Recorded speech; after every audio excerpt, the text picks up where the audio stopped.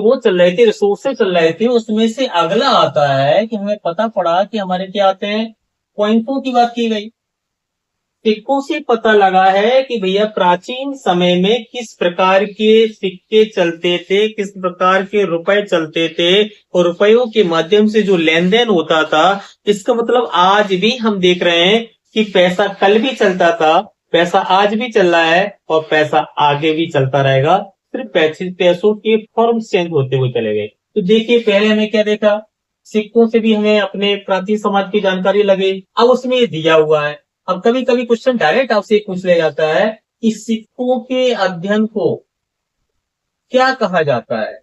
तो आपको पता है कि सिक्कों के अध्ययन को क्या बोलते हैं, न्यूमेरिस्टिक्स बोलते हैं। तो कई बार क्वेश्चन आ गया कि न्यूमेरिस्टिक्स क्या होता है, ये इंग्लिश में बन जाता है। वन वर्ड सब्स्टिट्यूशन से अपन पढ़ते हैं तो वह पूछ लिया जाता है कि सिक्कों का अध्ययन किसमें किया जाता है, एक वर्ड में आंसर देना है। तो ये हो गया। जीएस में ये पूछ लिया जाएगा कि जो हमारा मुद्रा शास्त्र है, सिक्कों के अध्ययन को क्या बोलते हैं, मुद्रा शास्त्र कहा जाता है। इंग्लिश में क्या बोल देते हैं, न्यूमेरिस्टिक्स बोल देते हैं। तो आपको ये क्वेश्चन जीके का तैयार हो गया। यही क्वेश्चन इंग्लिश में पढ़ रहे होते हैं तो वन वर्ड सब्स्टिट्यूशन तैयार हो गया। किसी भी सब्जेक्ट को जब आप पढ़ा करें तो एक अपनी आदत डाल लें, हैबिट डाल लें कि उसमें बहुत सारी चीजों को इन्वॉल्व करके पढ़ें, बहुत सारे सब्जेक्टों को लिंक करके पढ़ें, क्योंकि एक सब्जेक्ट के अंतर्गत सारे सब्जेक्ट लिंक होते हैं।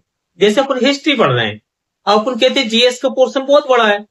जीएस का पोर्शन बड़ा नहीं है, किसी सब्जेक्ट को यदि आपने लिंक करके पढ़ लिया तो बाकी के सब्जेक्ट अपने आप समझ में आ जाते हैं। आप इतिहास पढ़ रहे हैं तो इतिहास में आपने देखे पैसे की बात आ रही है, तो कहीं ना कहीं इसमें इकोनॉमिक्स भी टच हो रहा है। इसमें अपन देख रहे हैं कि टेक्नोलॉजी की बातें आ रही हैं, ऐसे ऐसे करके चेंजेस हुए तो टेक्नोलॉजी भी आ गई। अपन ने देखा कि विवाह शादी परंपरा रीत रिवाज हो रहे थे तो अपन ने देख लिया कि इसमें सोशल की बात भी आ गई। अपन ने देखा तरह तरह के नियम कानून बनाए गए तो पॉलिटिक्स की भी बातें आ गई। तो यदि इतिहास में आप चेक करना चाहें तो इतिहास के अंतर्गत हर सब्जेक्ट का इन्वॉल्वेशन देखने को मिल सकता है छुपे हुए रूप में। इसलिए कोशिश किया करो, जो मैं आपको अवेयरनेस कराने की कोशिश कर रहा हूं कि कैसे करके सब्जेक्ट को पढ़ें तो ऑल सब्जेक्ट पढ़ना हमें सरल दिखना स्टार्ट हो जाए। क्लियर हो गया। अब अपन को पता पड़ रहा है कि जो मैंने आपसे बोला कि आर्थिक जानकारी के बारे में, तो अपन ये देख रहे हैं कि जो अर्ली कॉइन्स की बात की गई आर्थिक सिक्कों में, तो आप देख रहे हैं कि आर्थिक सिक्कों के अंतर्गत अधिकार प्रतीकों का प्रयोग नहीं किया गया था, देवताओं या तिथियों के नाम का उल्लेख किया गया था। ये कार्यक्रम के साथ में धार्मिक, सांस्कृतिक और आर्थिक इतिहास के लेखन में मदद करता है। तो हमें पता पड़ गया कि पुराने समय के जो सिक्के होते थे उसमें सिंबल्स नहीं आते थे, उसमें कहने का यूज किया जाता है। क्वेश्चन पूछ लिया जाएगा कि उस समय जो सिक्के मिले थे प्राचीन काल में, क्या उसमें सिंबल्स आते थे, प्रतीक चिन्ह आते थे, नहीं आते थे। इसमें और किसकी बात की गई, देवताओं की, तिथियों की। तो इनके फिगर्स वगैरह में देखने को कहीं ना कहीं क्या मिलते थे, जो हमें बताते हैं कि हमारी आर्थिक कंडीशन कैसी चलती थी, सांस्कृतिक चीजें कैसी थी। तो ये सारी जानकारी हमें कहां से मिलती है, सिक्कों से। सिक्कों का जब हमने अध्ययन किया तो अध्ययन से पता पड़ा कि तरह तरह के सिक्के आए, उन सिक्कों में किस किस प्रकार की क्वालिटीज हमें देखने को क्या है मिलती रही। तो ये चीज आपको यहाँ से पता लगा। अगली बात होती है अपने खुदाई की। अब खुदाई में सिक्कों को जो एकत्र किया गया और पूरे देश और बाहर के विभिन्न संग्रहालयों में उनको सूचीबद्ध किया गया। तो अपन ने देखा कि हमने खुदाइयां करवाई, जब खुदाइयां करवाई तो तरह तरह के सिक्के मिले। उन सिक्कों को हमने क्या कर दिया, सारे देशों के सब जगह के सिक्कों को कलेक्ट करके उससे भी अध्ययन किया कि किस समय कौन सी कंडीशन देखने को मिलती थी। तो इससे क्या जानकारी मिल रही है, इससे जानकारी मिल रही है कि स्थानीय सीमा पर जो लेन देन होते थे वो हमारे किससे, कई शासकों के राजवंशों का उल्लेख देखने हमें क्या बताता। तो इसका मतलब पुराने समय में जो राजा थे जो शासन करते थे तो उनके समय भी सिक्के चलते थे। उन सिक्कों में हमारी संस्कृति या सारी चीजों का किसका वर्णन देखने को मिलता है। तो सिक्कों को देखने से बाद ही हमें अपने प्राचीन समाज की जानकारी देखने को मिलती है। अब एक बात और पता पड़ती है कि जो सिक्के होते थे इसमें अपन देखते थे धातु वगैरह की बात की गई, नंबरों की बात कर दी गई, और उसके अलावा अपन देखते हैं कि इस किस्म होता था कॉमर्स एंड वेल्थ, व्यापार, वाणिज्य, धन। तो ये पता पड़ता है कि पुराने समय का हमारा समाज कैसा समाज था, स्वस्थ समाज था, उसमें ट्रेड भी होता था। आप देख रहे हैं कि अगर उसकी बात की जाए तो व्यापार भी अपन ने देखा हुआ है, कॉमर्स यानी वाणिज्य के भी कार्य होते थे। तो सारे कार्य आज भी हो रहे हैं, वही हमारे क्या होते थे, पुराने होते थे। अब इसमें इम्पोर्टेंट ये आपका आता है कि गुप्त काल के बाद सिक्कों की कम संख्या उस अवधि में। जी हेलो, कोई कुछ बोल रहा है क्या?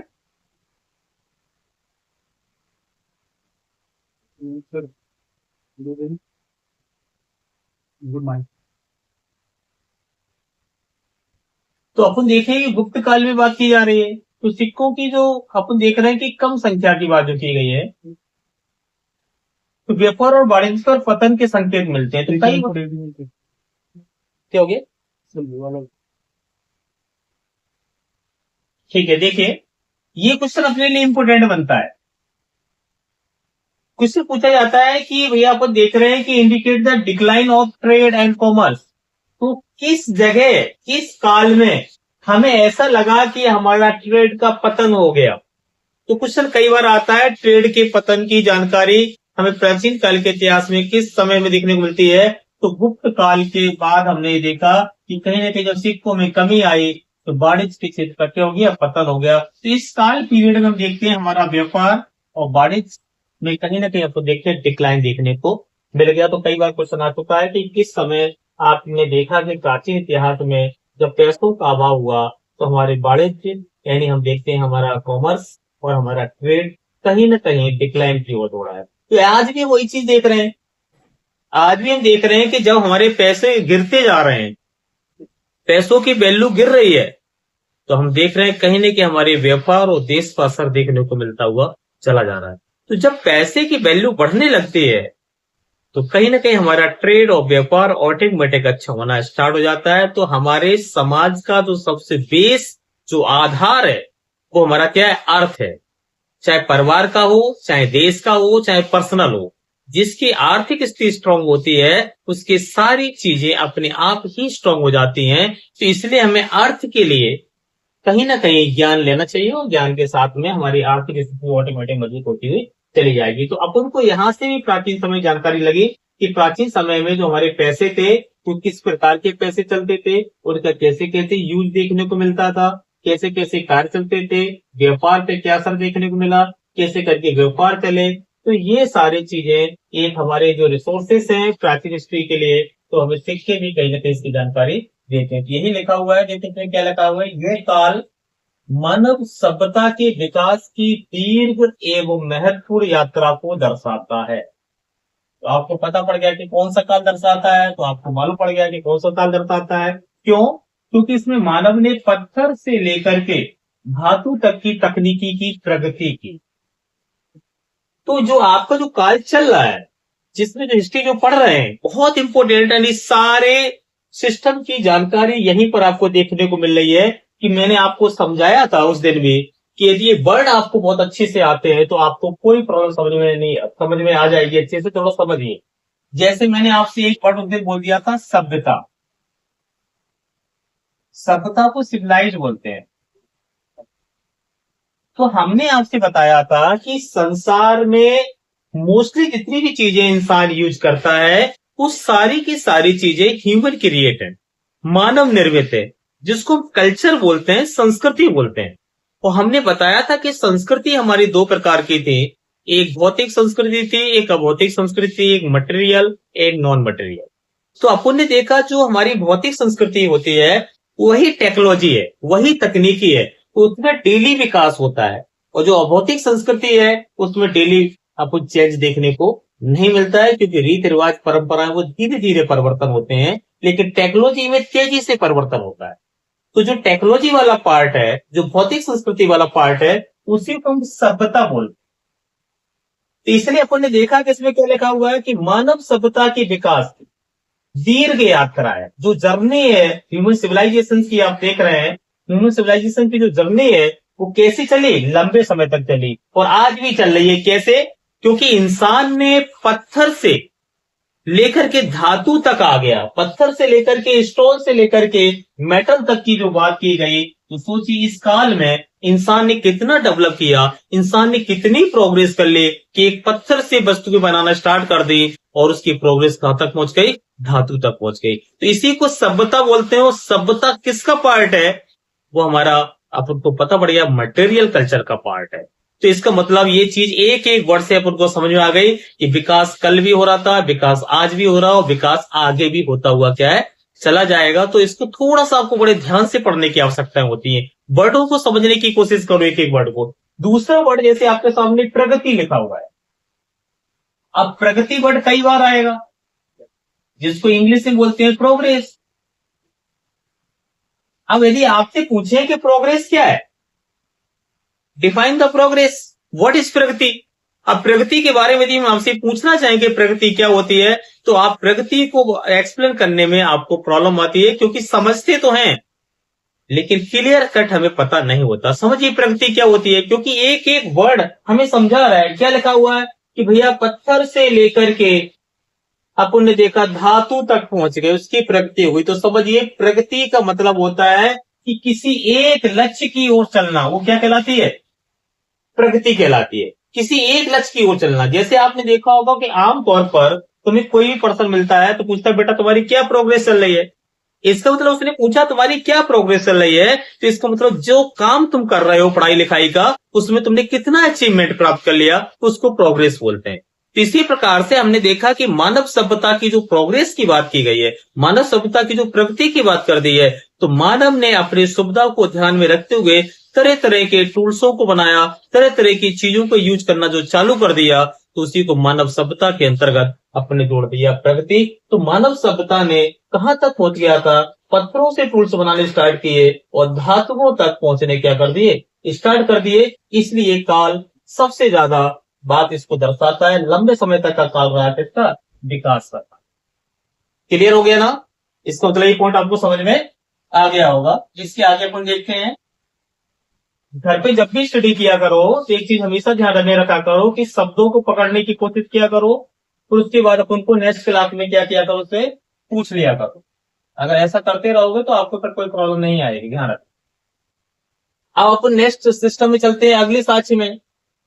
अगले यानी अपन देखते हैं जो स्रोत क्या थे हमारे। तो अगला स्रोत जो हमारा था वो क्या था, इंस्क्रिप्शंस की बात की गई, शिलालेखों की बात की। तो इस काल में अपन ने देखे कि प्राचीन इतिहास की जानकारी हमें कुछ शिलालेखों से भी देखने को मिलती है, इंस्क्रिप्शन से भी देखने को मिलती है। कुछ हमें ऐसे शिलालेख मिले जिससे पता चलता है कि हमारी पुरानी सिविलाइजेशन कैसी थी, हमारी पुरानी सभ्यता कैसी थी। तो पुरानी सभ्यताओं की जानकारी के लिए हम देखते हैं कि हमारे इंस्क्रिप्शन शिलालेखों का भी रोल देखने को मिलता है। तो उसी में अपन देखते हैं कि कुछ साक्ष्य अपन देख लेते हैं जिनको डिस्कस कर लेते हैं। तो देखिए पहला क्वेश्चन तो आपको ये बन जाता है कि देखो इंग्लिश को भी यहां से कवर करते चला करो। जैसे क्या लिखा है, इपिग्राफी। अब इंग्लिश में जब आपको वन वर्ड सब्स्टिट्यूशन लिखाए जाते हैं, जो वोकेबुलरी कराई जाती है, तो पूछ लिया जाता है कि भैया आपने देखा कि पुरालेख या विद्या अभिलेखों का अध्ययन क्या कहलाता है। इंग्लिश में वहां पूछा जाएगा कि द स्टडी ऑफ इंस्क्रिप्शन, तो आप उसको एक वर्ड में क्या बोल सकते हैं, इपिग्राफी। यही जीएस का क्वेश्चन बन गया, जीके का बन गया कि इपिग्राफी के अंतर्गत किसका अध्ययन करते हैं, तो अपन को पता पड़ गया इंस्क्रिप्शंस का अध्ययन करते हैं। हिंदी में क्या हो जाएगा कि पुरालेखों का अध्ययन किसके अंतर्गत किया जाता है, तो अभिलेखों के अंतर्गत किया जाता है। बात तो सेम है ना, इंग्लिश भी क्लियर और आपका जीके भी क्लियर। तो कई बार क्वेश्चन जी तो वन वर्ड जो आपके क्वेश्चन आते हैं लीनियर क्वेश्चन, वो ऐसे ही पूछ ले जाते हैं कि भैया पुरालेख जो आपका है विद्या है, तो इसको अभिलेखों का अध्ययन कहा जाता है। इपिग्राफी क्या कहा जाता है, द स्टडी ऑफ इंस्क्रिप्शन। तो पेपर में क्वेश्चन आ जाएगा the study of inscription, dot dot dot लिखा होगा, 4 ऑप्शन आ जाएंगे, आप आंसर लगा देंगे। इपिग्राफी के अंतर्गत अपन क्या करते हैं, इंस्क्रिप्शनों का अध्ययन करते हो। इंस्क्रिप्शन का मतलब आपको ऑलरेडी से पता है किसको बोलते हैं, शिलालेखों को बोलते हैं। अब अपन देखते हैं कि यहाँ से कैसे पता लगता है। जैसे आज भी अपन देखते हैं कि लैंग्वेज लिखते हैं, कोई हिंदी में लिखता है, कोई इंग्लिश में लिखता है, कोई उर्दू में लिखता है, कोई संस्कृत में लिखता है। तो इसको तो लेखन कला पहले भी रही होगी, जो पहले रही होगी तो बहुत सारी लिपियां हैं जिसमें डाटा को क्या लिखते आए, तो वही चीज का देखने को मिलता है। तो अपन देख रहे हैं कि इसमें जानकारी क्या मिली कि हमें कौन कौन सी लिपि देखने को मिलती, इंडस स्क्रिप्ट। तो कुछ शिलालेख कैसे मिले जिसमें अपन ने देखा कि इस तरह के शिलालेख देखने को मिले, तो अभी पढ़ा जाना बाकी है। तो सोचिए ये ऐसी लिपि थी जिसको आज तक लोग अभी पढ़ नहीं पाए, कोशिश कर रहे हैं, लिखा हुआ है लेकिन क्या मतलब इसका लिखा हुआ है इसकी जानकारी आज तक हमें नहीं लग पाई। यदि इस लिखे शिलालेखों को यदि जिस दिन हम पढ़ लेंगे तो हमें पता लग जाएगा कि प्राचीन समय में कुछ चीजें इस प्रकार से हुआ करती थी। इसका क्या महत्व है? तो इसका मतलब हमें पता लग गया कि कुछ शिलालेख हमें ऐसे मिले हैं जिसका आज तक अध्ययन नहीं किया गया है। तो आपको पता पड़ गया कि कहाँ मिले, हमें सियार लिपि मिली है। कौन सी लिपि है?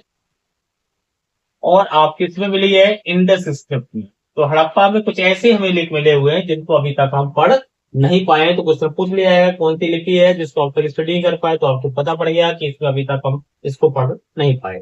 दूसरे अपन देखते हैं, अगली कंडीशन हमें क्या मिलती है कि दक्षिण भारत मंदिरों की दीवारों पर कुछ शिलालेख मिले हैं। तो हम ये देखते हैं कि दक्षिण भारत में हमारे जो साउथ इंडिया है, तो साउथ इंडिया के अंतर्गत भी हमें कुछ इंस्ट्रक्शंस मिले हैं, शिलालेख मिले हैं, जो मंदिरों की दीवारों पर कुछ लिखा हुआ है। और मंदिरों की दीवारों पर जो कुछ लिखा हुआ है, तो आज तक उसका हम अध्ययन नहीं कर पाए कि इसका मीनिंग क्या है। अगर जिस दिन उसका मीनिंग मालूम कर लेंगे तो पता लग जाएगा प्राचीन समाज में कैसे करके क्या एक्टिविटी हुआ करती है। तो इसका मतलब यहां से ही पता लग रहा है कि प्राचीन समय में भी कुछ ना कुछ लिखी हुई चीजें होती थी, कुछ ना कुछ कार्य क्या किए जाते थे। अगले कंडीशन अपन देख रहे हैं कि आप देख रहे हैं जो इंस्क्रिप्शन है कवर्ड है शिलालेखों विभिन्न सूचनाओं जैसे शाही फरमानों। आपको देख रहे हैं कि हमारे कुछ शाही फरमान दिए हैं, सामाजिक, धार्मिक, प्रशासनिक, जैसे अशोक के शिलालेख। और आप देख रहे हैं कि ये शिलालेख ऐसे हैं जो मैंने आपसे बताया था, उस दिन भी मैंने आपको बताया था कि समाज क्या होता है, कि समाज के अंतर्गत सामाजिक क्षेत्र, आर्थिक क्षेत्र, राजनीतिक क्षेत्र, सांस्कृतिक क्षेत्र, शैक्षिक क्षेत्र, सारे क्षेत्रों को मिलाकर के जो बना है वही समाज मिला है। और जो भी व्यक्ति शासन करता है, जो भी राजा आता है, इन्हीं क्षेत्रों में वर्किंग करता है, इन्हीं क्षेत्रों पर विकास करता है, इन्हीं क्षेत्रों में प्रशासन करता है, इन्हीं क्षेत्रों के लिए नियम बनाता है, इन्हीं क्षेत्रों के लिए कानून बनाता है, इन्हीं क्षेत्रों के लिए पैसा खर्च करता है।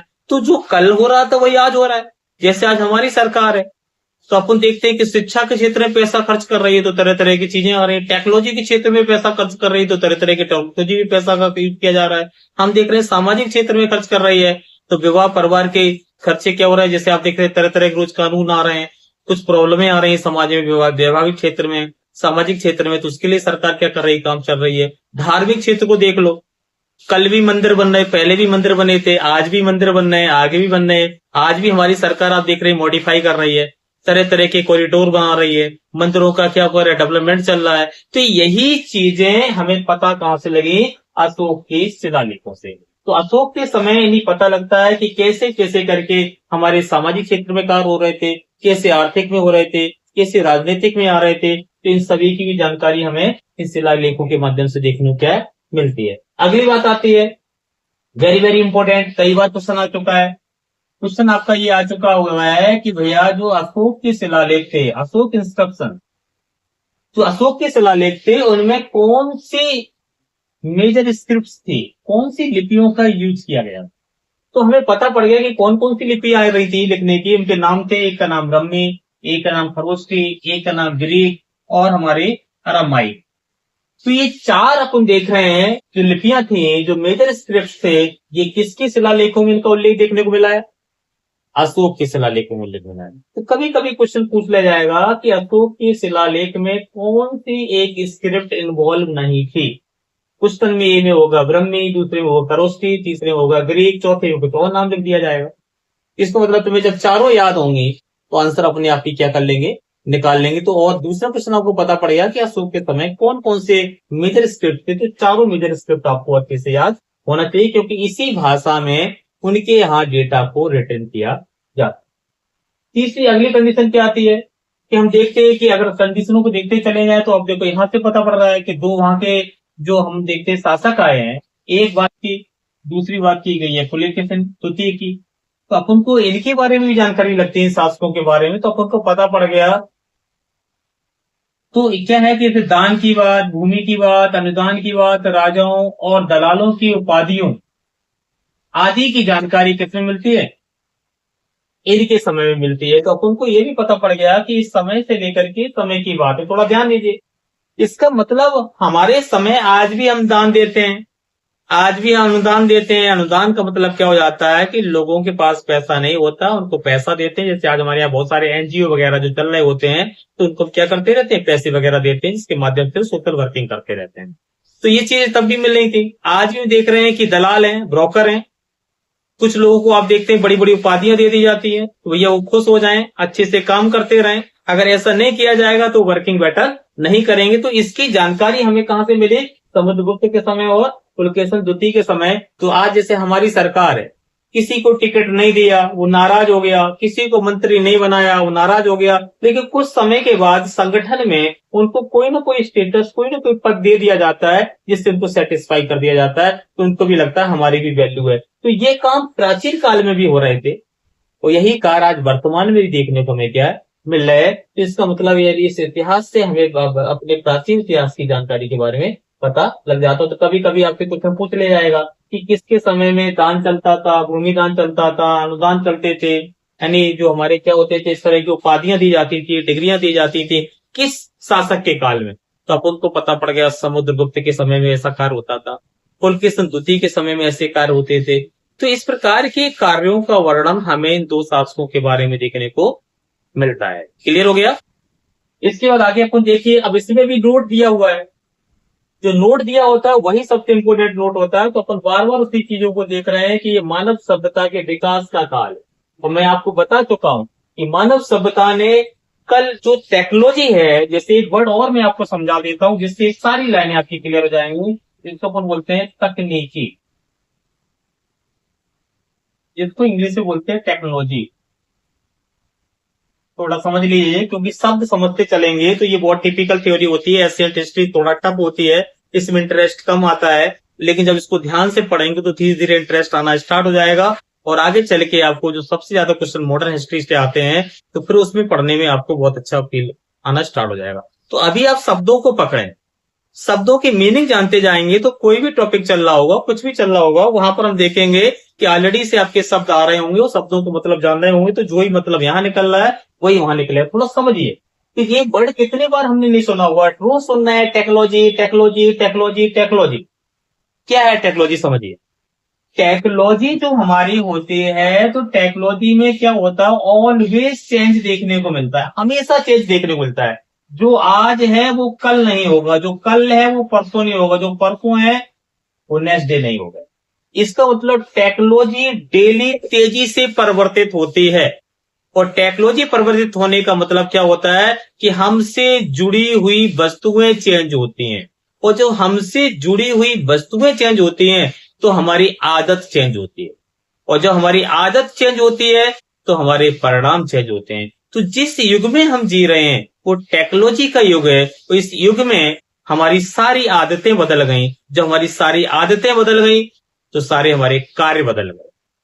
और आप देख रहे हैं कि लोग आज कह रहे हैं कि समाज बदल गया, लोगों की सोच बदल गई, लोग कार्य करने के तरीके बदल गए, कि ऐसा समाज आ गया। तो हम देख रहे हैं ट्रेडिशनल सोसाइटी अलग थी और आज टेक्नोलॉजी वाली सोसाइटी में आ गए, तो हमारे आदतें बदल गई। तो आदमी टेक्नोलॉजी का सबसे बड़ा असर जो पड़ता है वो हमारी हैबिट पर पड़ता है। जैसे पहले हम सिंपल रहते थे, आज एसी में रह रहे तो वो गर्मी ज्यादा लगने लगी, लोग कहते बहुत गर्मी पड़ रही है। तो आदत बदल गई, क्योंकि अब किस माहौल में आ गए, कूलिंग वाले माहौल में आ गए, तो थोड़ी भी गर्मी पड़ती है तो गर्मी लगना स्टार्ट हो जाती है। तो टेक्नोलॉजी का मतलब हो जाता है कि एक सीधी रेखा में चलना। जो आज है लौट करके वापस ना आना टेक्नोलॉजी है, क्योंकि टेक्नोलॉजी एक सीधी रेखा में चलती चली जाती है, वो लौट कर नहीं आती है वापस। तो जो चीज लौट कर वापस नहीं आ रही है वही टेक्नोलॉजी है, क्योंकि कल जो था वो आज नहीं है, जो आज है वो कल नहीं रहेगा। तो टेक्नोलॉजी तकनीकी वर्ड समझ में आ गया। इसलिए आपको देखते हैं कि रोज तकनीकी बदल रही है, रोज चेंजेस समाज में आ रहा है, और यही तकनीकी हमें क्या कर रही है, आदतों को बदलाने में मदद कर रही। तो यही आप देख रहे हैं पूरे समाज में कि पत्थर से स्टार्ट हुआ, धातु पर आ गए, आज अपन देख रहे हैं क्या क्या चीजें इंसान ने नहीं बना ली। रोज नई नई चीजें अपडेट होकर के आ रही हैं, रोज नई नई सुविधाएं की चीजें हमारे सामने बनकर आ रही हैं, आविष्कार हो रहे हैं। तो वो सब चीजें तकनीकी कहलाती है। तो आपने यही देखा कि तकनीक का प्रयोग कल भी हो रहा था, आज भी हो रहा और आगे भी होता जा रहा है। तो एक वर्ड में आपने बार बार देख रहे हैं तकनीकी प्रगति। तो यही बात अभी हमने आपको समझाई कि तकनीकी प्रगति का मतलब हो गया कि एक सीधी रेखा में परिवर्तन होते हुए चले जाना, मतलब ऐसी अवस्था जो लौट करके ना आए, वो आपकी तकनीकी कहलाती है। जैसे इंसान की भी अगर देखा जाए तो एक टेक्नोलॉजी है। कैसे? तो बच्चे से पैदा हुए और एक सीनियर बुजुर्ग तक होते हुए चले जाते हैं, फिर आपकी मृत्यु हो जाती है, तो देखा जाए तो आपके अंदर भी एक टेक्नोलॉजी हुई। क्या लौट के तुम अपनी उस अवस्था पे जा सकते हो? तो जब आप उस अपनी अवस्था पर नहीं जा सकते हैं तो आपका भी कहीं ना कहीं टेक्नोलॉजी प्रोग्रेस हुई, तकनीकी प्रोग्रेस आपके अंदर हुई। तो यहां से अपने एग्जाम्पल के माध्यम से समझ सकते हैं कि जब हम अपनी उस अवस्था पर नहीं जा सकते हैं उसी को टेक्नोलॉजी बोलते हैं, और टेक्नोलॉजी के अंतर्गत हमें यही सारी चीजें देखने को क्या है, मिलती हैं। आगे अपन देखते हैं इसके आगे, बस स्टडी करते रहेंगे, जो आपको समझ में नहीं आएगा वहां के लिए आप क्या करेंगे, बढ़ते हुए क्या करेंगे, चले जाएंगे। ठीक है, चलो, ठीक है, ठीक है। तो इसके बाद जो आगे किसी को कोई क्रॉस क्वेश्चन करना है तो यहाँ पर कर सकता है, क्योंकि इसके बाद नेक्स्ट क्लास में आपको नेट जो आपका डाला होगा तो वहां से आपको क्या है, समझा दिया जाएगा। तो आप समझ सके हैं कि टेक्नोलॉजी वगैरह क्या होती है, और किसी को पूछना हो तो पूछ सकता है, कोई वर्ड अभी समझ में नहीं आया हो तो। किसी कोई क्रॉस क्वेश्चन करना है क्या? शब्दों की सही मीनिंग जानने की कोशिश बार होता है। जैसे आप यहाँ भी देख रहे हैं कि प्राकृत भाषा आई, फिर उसके बाद संस्कृत भाषा आई, फिर अपन देख रहे हैं क्षेत्रीय भाषाएं आई।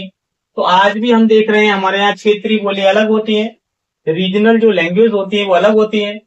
पहले हमारे यहाँ कौन सी चल रही थी, प्राकृत भाषा। तो कई बार क्वेश्चन पूछ लिया जाता है कि हमारी प्राचीन काल के जो इनिशियली यानी कौन सी भाषा थी, तो प्राकृत भाषा थी। प्राकृत भाषा के बाद कौन सी भाषा का लैंग्वेज का यूज किया गया, तो संस्कृत का किया गया।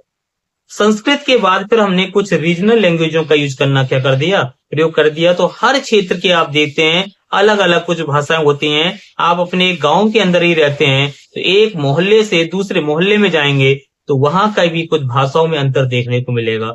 उसी चीज को अलग अलग तरीके से हम बोलते हैं, लैंग्वेज में तरह तरह के परिवर्तन देखने को मिलते हैं। इस तरह से पहले भी हो रहा था और आज भी अपन देखने को मिल रहा है। तो क्वेश्चन पूछ लिया जाता है कि भैया जो भाषाओं में सबसे पहले इनिशियली भाषा हमारी कौन सी यूज की गई थी, 300 ईसा पूर्व में। अपन पता पड़ गया कि 300 जो बीसी है उससे पहले हमारी किस भाषा का यूज होता था, प्राकृतिक भाषा का यूज होता है। तो ये बात क्लियर।